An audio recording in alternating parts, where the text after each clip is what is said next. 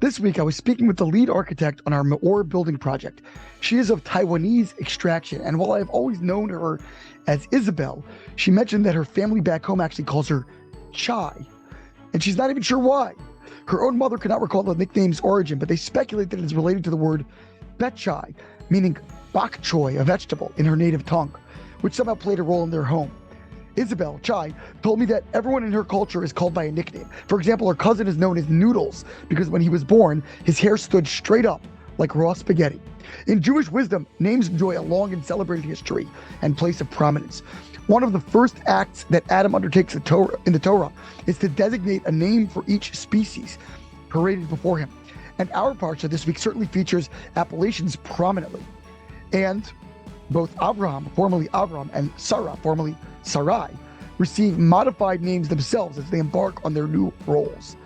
The great theological scholars have noted that the words shame, name, and sham, there, are identical, only vowelized differently.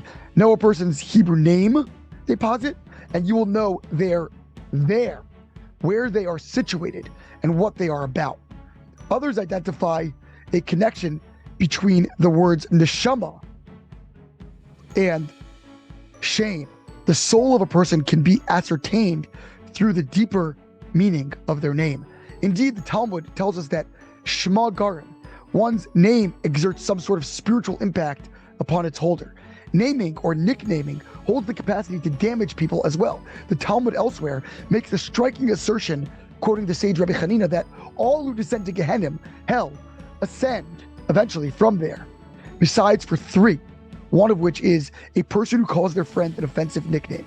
Perhaps because the name is so personal, so connected to one's identity, when we bastardize it, in a sense, we are erasing a core aspect of the person. This would seem to allow for names of endearment and various diminutives so common in many cultures. While surely there is an esoteric dimension to all of this, one's soul identity aligned with their name, a more concrete interpretation appears relevant as well.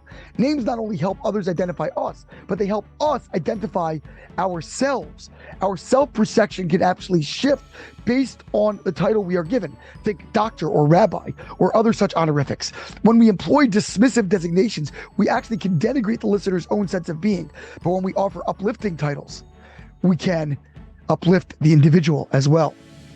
Avram originally was known as Avram. Rashi explains that this OG title implied simply father of Aram, one particular nation, whereas the upgraded name Avraham forms a compound word meaning father of many nations.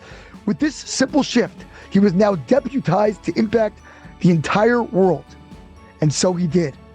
Again, we can apprehend this mystically as forging a fundamental inner shift that now equipped Abraham for spiritual leadership. But we can also surmise that this new name allowed him to see himself as some greater player on the stage of history.